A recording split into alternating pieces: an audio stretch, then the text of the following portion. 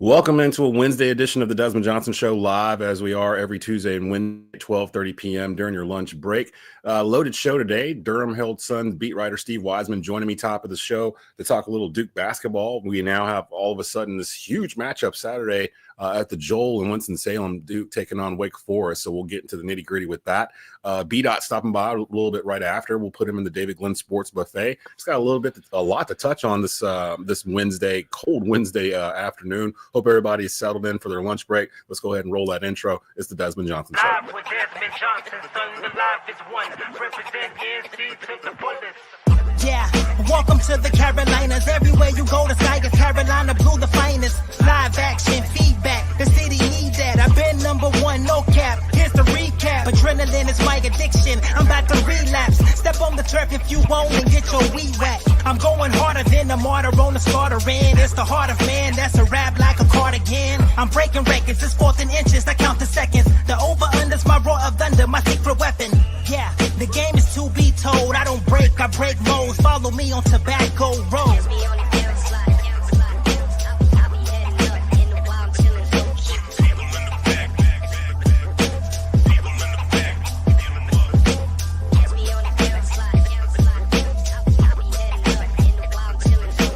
Live with Desmond Johnson, son, the live is one.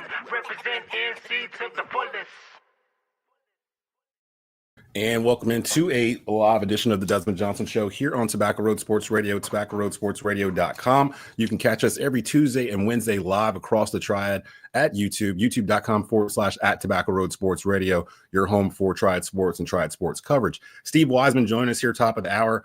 Want to talk a little Duke hoops. Of course, you know, I'm a Carolina fan, so I'm still recuperating from whatever the Tar Heels are doing right now. They're on a 2-game losing streak. We might get your comments on the rivals 8 miles down the road in just a bit. But I wanted to talk about Duke. Duke moved up to number 2 in the AP polls this week. Auburn is number 1 currently, and Duke is number 2. And they're riding a huge win streak right now. They're going to the Joel, Winston-Salem on Saturday afternoon to take on a red-hot Wake Forest team now that just beat Carolina last night.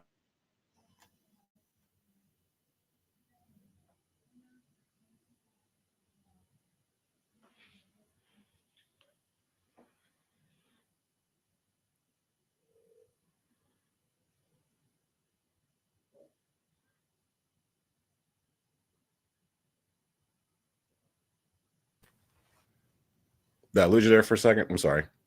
Can you hear me now? You did. You froze up. Sorry. Yeah, sorry about that. I was going to talk a little bit about this matchup coming up here on Saturday, Duke and Wake Forest. Duke hasn't won in the Joel the past 2 times they've been there. I don't know if a lot of people are aware of that. The Joel's become a really hard place to play. I think Wake is now, after last night, 26-1 over their past 27 games at the Joel. Talk about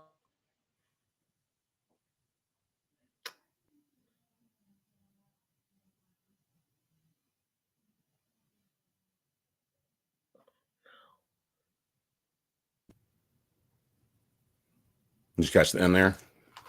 Yeah, I got you. I'm sorry.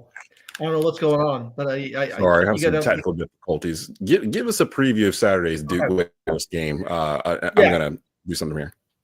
Okay, absolutely. It has suddenly become a tough place to play over in Winston-Salem. To Steve Forbes' credit, he's done a good job of kind of rebuilding the atmosphere over there and making Wake Forest a very good team on their home court. And you're right, Duke has not won there in the last 2 trips over since John Shire became the head coach. It's ironic, I guess, that the last time Duke won there, and Shire was the head coach, but he was the acting head coach because that was a day that Coach K was ill and could not make the trip to Winston-Salem. So John filled in during K's last season. So, as I looked at this season for Duke and the ACC schedule, there aren't many games, where they're going to not be favored. Well, I mean, they're going to be favored to win all of them, I guess. But if you look at Ken Palm and the projections, most of them are like 80 or 90% chance of Duke to win. But you looked ahead and you saw this game at Wake Forest. They have a game with Clemson on the road coming up on February the 8th. And, of course, the 2 games against Carolina are always games you can't really predict what's going to happen. So those are kind of the 4 games I looked at that they may have a chance to lose in the ACC because there's so much, in all the metrics, they're so much better than everybody else in the conference this year where they're playing. But this one Saturday now is really tough. Wake is 10-0 this year at home. They got the win over Carolina on Tuesday night, and now they're 74th in the net, so that makes it a quad 1 game, which you get up past 75 when you're on the road. That's the cutoff mark there. So that makes it a quad 1 game for Duke. As a quad 1 game for Wake, they need it more than Duke does, obviously, to get into the tournament. So there's a lot on the line in that game. It's just going to be a good old-fashioned Tobacco Road week, with Wake and Carolina playing on Tuesday. Then, of course, we got a lot of snow. And then Duke playing on Saturday. So like January in the Tobacco Road, man. Yeah, you guys got the snow this time around. We didn't. There's not a single flake on the ground out here in Kernersville where I am right now. So kids went to school normal and everything else today. Everybody's freaking out, but we ended up missing all that. So it should be all clear for Saturday at the Joel. Wake Forest taking on second-ranked Duke. Speaking of Duke, Cooper Flagg, while I've got you on here, might as well mention Mr. Flagg here. He's leading Duke in points, rebounds, assists, steals, and blocks currently. No Duke player has ever led the team in 5 different categories all season. So is he the best Duke freshman ever? Well, I mean, I've seen a lot of them coming through, and Kyrie was really good before he got hurt. I don't want to forget that way back when. Those 8 games, he was really good. And Zion was a different type of player. RJ Barrett was a different type of player. But what Flagg is doing is unique in that he's leading them in all those categories. And the only freshman to do it in the last 25 years in the whole country was Ben Simmons. So that tells you, kind of what we're talking about here when it comes to that type of accomplishment. And it'd be one thing if he was doing this on a team that wasn't very good, but that's not the case because they're obviously doing what they're doing. So I hesitate to call him the best freshman that I've seen at Duke because, like the dunk that Cooper had against Pitt, the dunks that were impressive, but those are the kind of plays Zion did almost every game. And so Zion did those type of plays, and the athleticism with the block shot of DeAndre Hunter when he flew out from, the free throw line to block a corner at UVA. That's a different type of play. Cooper is more like, everything runs through him, and he 6 or 7 assists a night now he's getting, and hitting his 3-pointers and hitting his free throws down inside. So he can do just about everything. So I guess I'm going to answer your question very well, but there's a lot of factors involved with that statement. I still think Zion was like you had to watch him play every game. It was an event to see what he was going to do. Cooper's a little more understated, but we're starting to see a little more of the greatness that he's doing every day on the court. Yeah, I was going to say, and honestly, I'm glad you mentioned that because there is a difference between Cooper Flagg and Zion Williamson in terms of just athleticism and wow factor. Like you said, Zion had a couple of dunks where it was just like, I've never seen that before. I've never seen that before from like a 6'5", 270-pound kid. He had a certain bounce to him. Cooper seems more like the phrase in baseball, the utility guy. You can do multiple things, that kind of thing. Cooper seems like he's going to be the guy where if he goes obviously he's going to go top 2 or 3 in the NBA after the season, maybe number 1 overall. He seems like the kind of guy where he'd be a better fit in, say, Charlotte as opposed to like the Wizards, where if he goes to the Wizards, he's going to be looked at kind of like the way Christian Laettner was looked at when he got drafted by the Minnesota Timberwolves, where it's like, you're the guy. We need you to be the guy. And I don't know if Cooper Flagg's going to be that guy on the NBA, but if you stick him with Charlotte, where they already have like pieces and he can kind of just slide right in at power forward and complement everything they already have between Brandon Miller, LaMelo Ball, Mark Williams.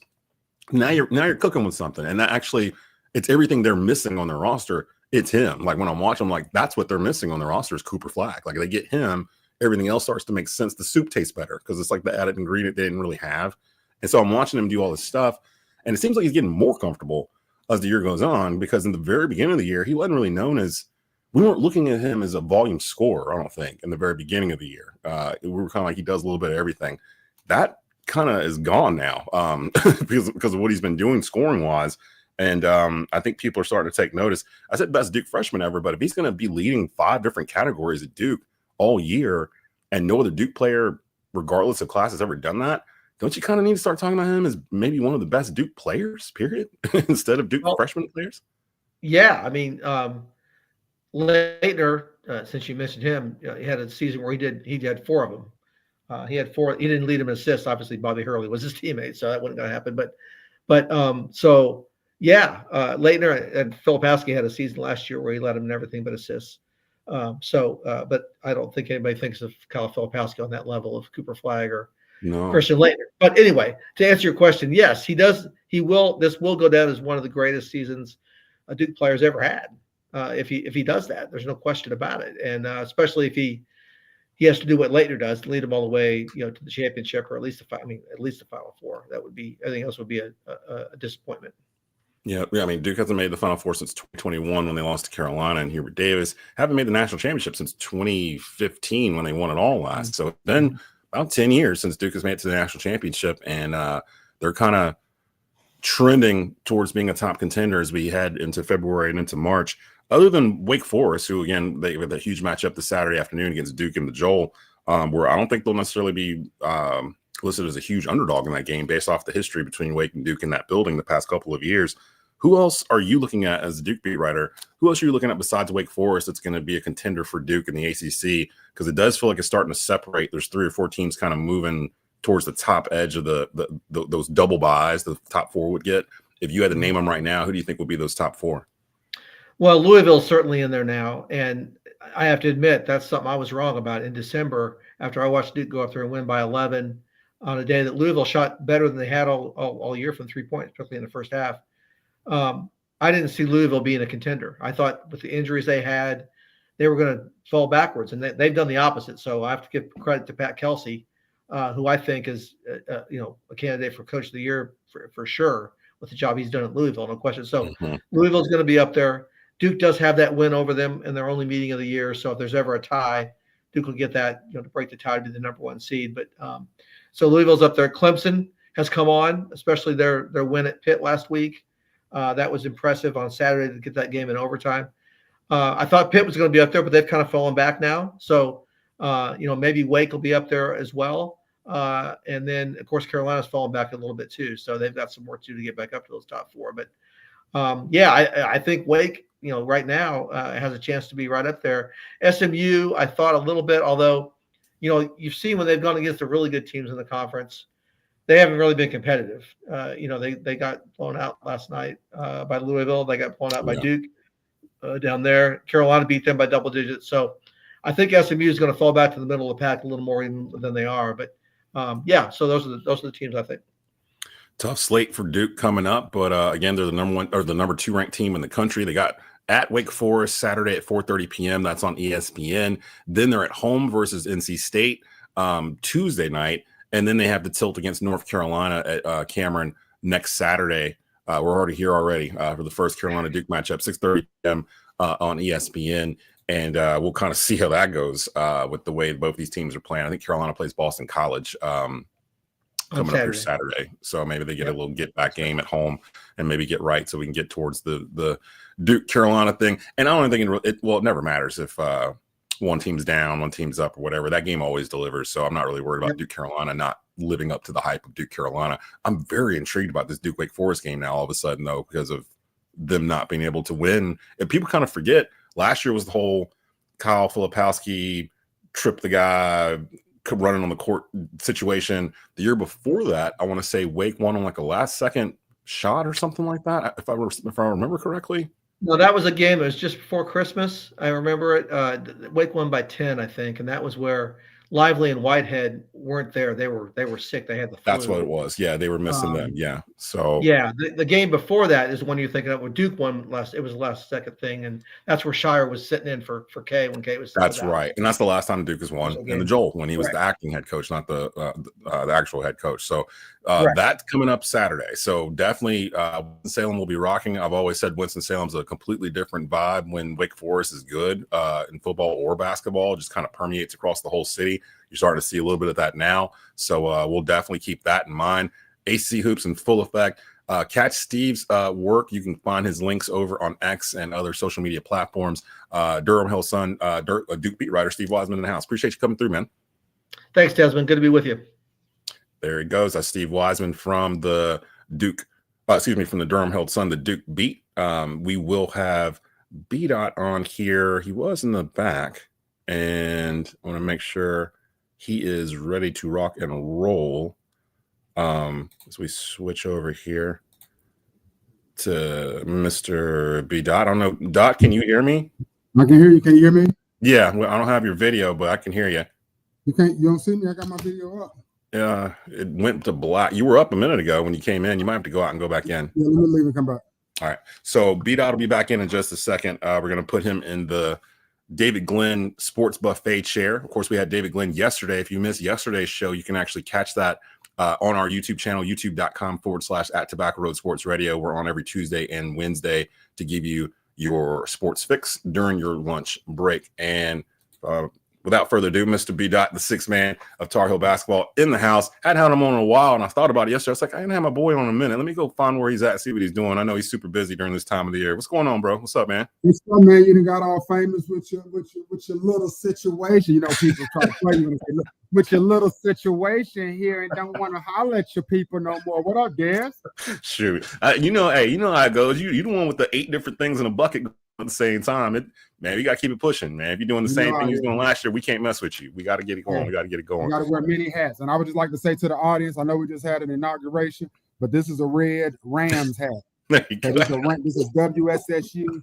This is a Rams hat. Just want to let people know that. Okay? Don't get it twisted. Yeah, exactly. I want to put you in we've called it now the David Glenn Sports Buffet chair. He's the one that we first started doing it with. Anytime I have DG on, I like to sprinkle him with a whole lot of different stuff from around different parts of sports. So whenever we bring in somebody else, we just call this the David Glenn Sports Buffet chair. But he was just in here yesterday. I want to start it off, man. Our heels. I just turned 47 Sunday, right? I've never in my life. Happy birthday, bro. Appreciate you. I've never in my life had a Carolina stretch where they're super up one year and then super down the next, and super down by our standards. So looking at Hubert Davis, this is a conversation we've been kind of pushing off and kicking the can down the road. We might need to start having it now. First year, national championship appearance, you beat your rival in the Final Four, you send Coach K off to retirement, you're up 16 at the half in the national championship, and you pretty much don't win it because Armando Bacot's on one foot for the second half. Next year, you don't make the playoffs, or you don't make March Madness. Last year, you win 17 games in ACC play, you get the number one, you get a 1 seed in the NCAA tournament. By all accounts, a great season. This year, you lose to Wake Forest by a point. You just lost to Stanford by a point. They keep losing these close games, and I'm watching the team, and I feel like, of course, we all know they don't have a big man, like a guy to just dump it down into like we're used to seeing. And usually Carolina has 2 or 3, and they don't have really any that you can really depend on. But the chemistry seems like, I don't want to say they don't like each other because I ain't around them or whatever, but it doesn't feel like they talk to each other. Like you could kind of see it through the screen. They don't really, there's nobody verbal like out there. I say all that because I keep seeing online Carolina fans saying Hubert needs to go or Hubert's on a hot seat or whatever. You have been very close to the Carolina program. You know Hubert Davis personally. Do you honestly think Hubert Davis is on a hot seat right now? And what do you think this current batch of Tar Heels needs to do to rectify this as they get into the second half of the ACC season? Man, I really hate these conversations, man, just on a personal level, because I have a lot of respect and love for Hubert Davis, man. Like, he gave me an opportunity to do something that I never thought was even possible with being the arena host there at Carolina for 3 seasons. So I would never speak down on him as a person. As it pertains to coaching, sometimes I don't even think I know enough about that position to know everything that it entails. When you talk about things that could have been done in the offseason in the portal, like how much responsibility is put on that. Like you see Cade's numbers at Belmont, he's shooting 30% plus from 3, and this year is like he can't hit the side of the ocean, or can't hit the ocean from the side of a boat. Like he just cannot put the ball in the basket. But a lot of it for me is mental with the guys. You dig? I think it's a lot in between the ears with them. And I just don't know what coach has to do to corral that and get that energy to a level of Carolina basketball. At the end of the day, it's always going to fall on the head coach. No doubt about it. And you can tell how fast HD got up out that press conference last night that seat is extremely hot. Do you see what I'm saying to you? Like, I've never seen HD give that. He was just real snarky and just defensive. And like rightfully so, he has no answers. He's given all the energy he can give on the sideline. He said numerous times that this is the most quiet team. And I just don't understand how it's a quiet team when you got 3 guards from New York. You got 3 New York guards. You dig? Now, I know RJ is from White Plains, but we still give him the New York guards. You dig what I'm saying? Like, you got him, you got Captain Jack, you got Elliott, why is there not talking going on out there? Like it's been very unfortunate. I guess the regression you can say of Jalen Washington. I was so optimistic, like just last year, just him dunking, and I just said next year's gonna be the year. Next year's gonna be the year. And Bryce it's just Johnson been year, where he's going, unfortunate. yep, that's what I thought too. It's been very unfortunate, man. Like, and you know, that first year with HD was a great year, man. Like that was the greatest Tar Heel year of my personal life. But if you remember, that season was a little rocky. And then they just did the unthinkable. After beating Carolina, it's like, I mean, after beating Duke and Cameron, it just was thing, like, and it just a ride. You're like actually right, yeah. Momentum you did. Yeah. So that season was, and then the next season was a dumpster fire. And then, of course, yeah, last year was good. And this year, man, like, I just don't understand why. I know we have talented guys. I know we got talented pieces, but you're right. The chemistry seems more like biology because it's not there. That's the thing with me too. You nailed it with Jalen Washington. I was thinking he was going to have like a Bryce Johnson type of leap, type of year where like you see him kind of growing over the years, and by the time he got to senior year, it's like I'm scoring 40 points, 20 rebounds versus Florida State, like that kind of thing. And I have noticed the past couple of games what they weren't doing before. They were just playing 4 guards around the perimeter, and whoever the big man was either setting a pick up at the top of the key and then running in for a rebound, and that was really it. I've noticed they've started throwing it in to Jalen Washington or Van Leuven or whoever, trying to get them set up to just, at least let them eat a little bit, which they kind of gone away from. And I don't know if that's Hubert or if that's the makeup of the team or however it may be, but it is one of those years where they're top heavy at guard and they don't really have those traditional Carolina big men who, to be honest, I don't even know if they really exist nowadays, in terms of them still being out there and like the Ed Davises of the world, you know what I mean? Like, I don't know if they're coming to Carolina. So that's a question there. Should RJ Davis clearly you ain't been in the AAU gyms, okay? Yeah. Because the bigs nowadays, all they want to do is shoot threes and dribble too. Oh, that's the point. Yeah, they're all want to be Kevin Durant. Like all want to exactly outside. Yeah, and I'm like, because I see Joel Embiid comes out there and shoots threes. Like Joel Embiid, get your big hind get in there. Yeah, get in the paint. Get on that block. 7 foot. Why are you out here shooting 40-foot threes? You're not Steph Curry. Like I blame you for some of it, but like. Yeah, you're absolutely right. I'm not in the AAU gyms, but I am in a whole bunch of high school gyms around the Triad, and nothing drives me more nuts than seeing a 3-on-1 fast break and the point guard just stops and shoots a 25-foot three, and I'm like, That's where we are now, though, man. That's and you have coaches that say that was a good shot. Good shot. Yeah. Do it again.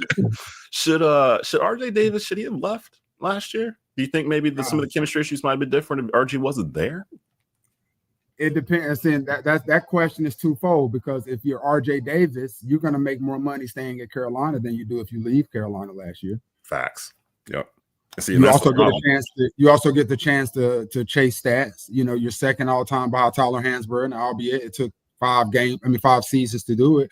But they were going to give what's my boy Saquon Barkley the record if he would have went out there and got 100 extra rushing yards in 17 games. So the stats are what the stats are. So being able to get a 5th year and chase those stats and make that bread, that NIL bread, you got to come back. Now, as it pertains to the chemistry of the team, I definitely think it has hurt us more than helped us now in hindsight. I think at the beginning of the season, it was going to be great.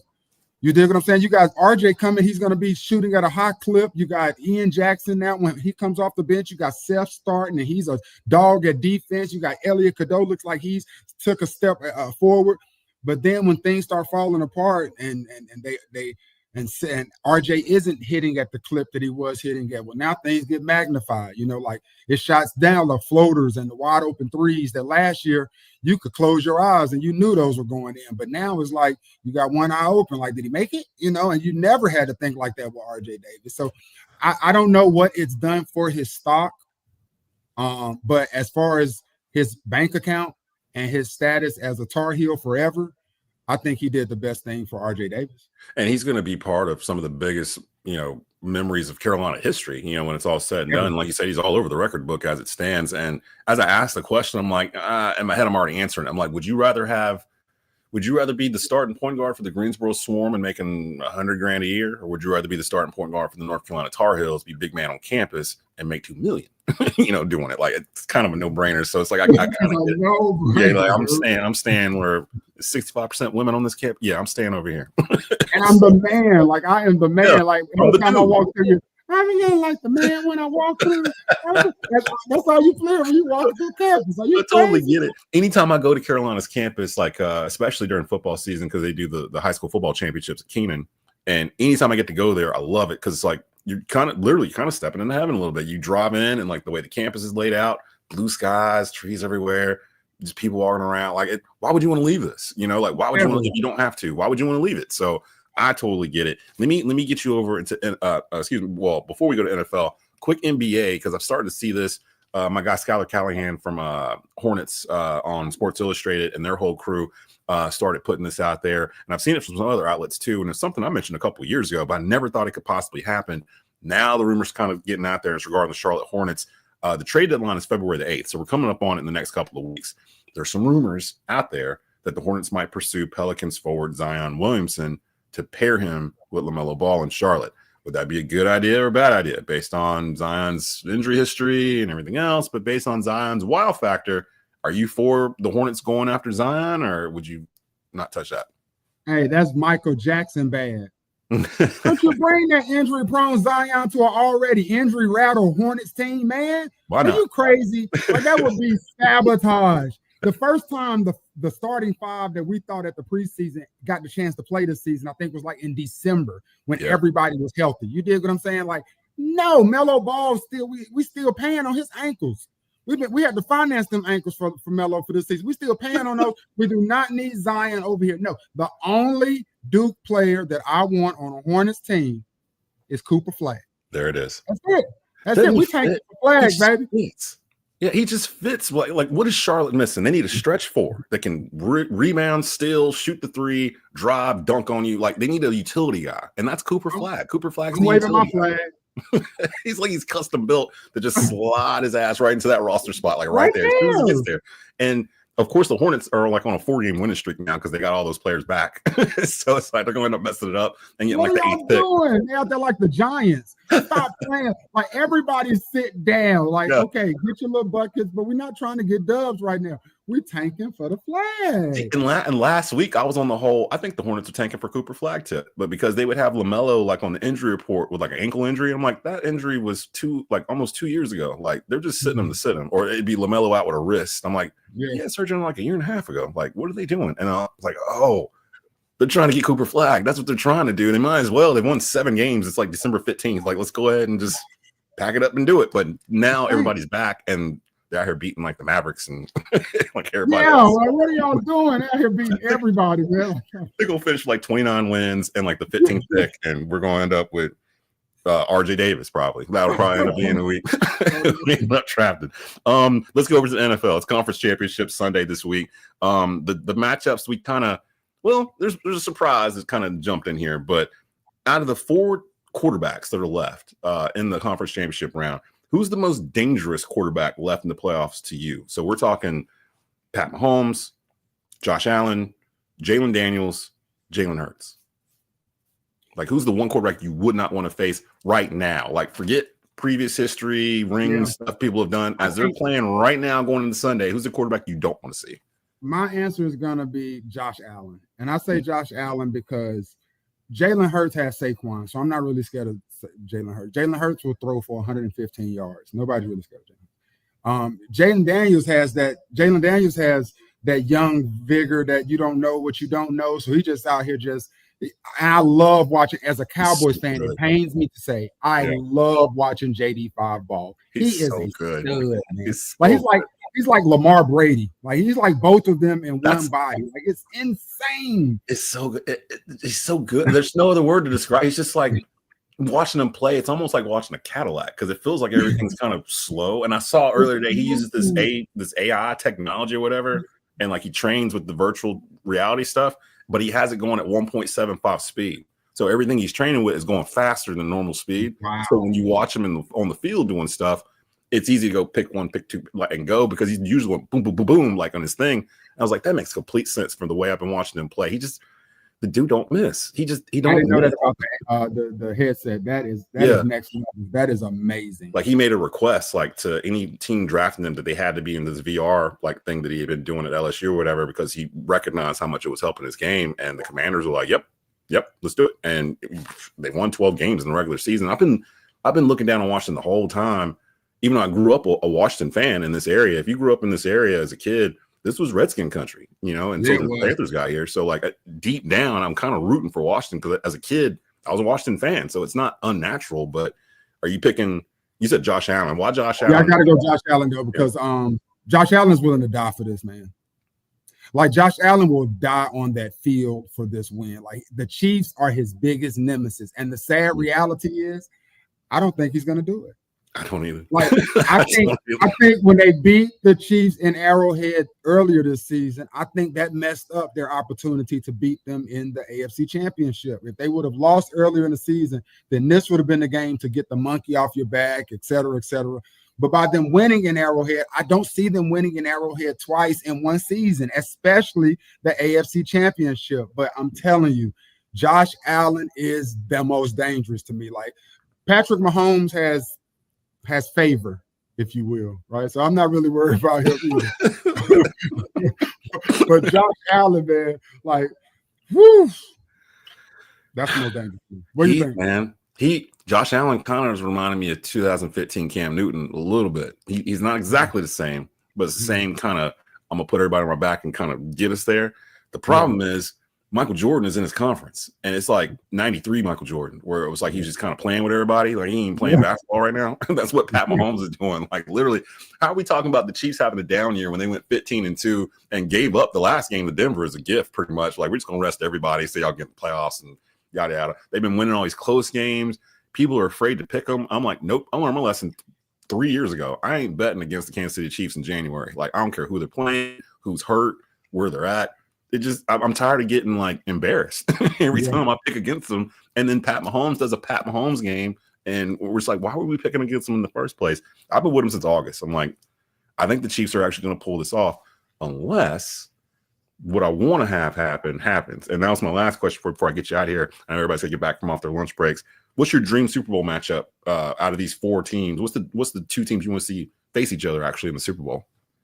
For my own personal, great entertaining Super Bowl, Bills, Commanders. I think that would be a high-scoring Super Bowl, like the storylines leading up to it. And I would want the Bills to win, man, because my best friend, Jeremy Lane, he was a Bills fan when we were in middle school and elementary school.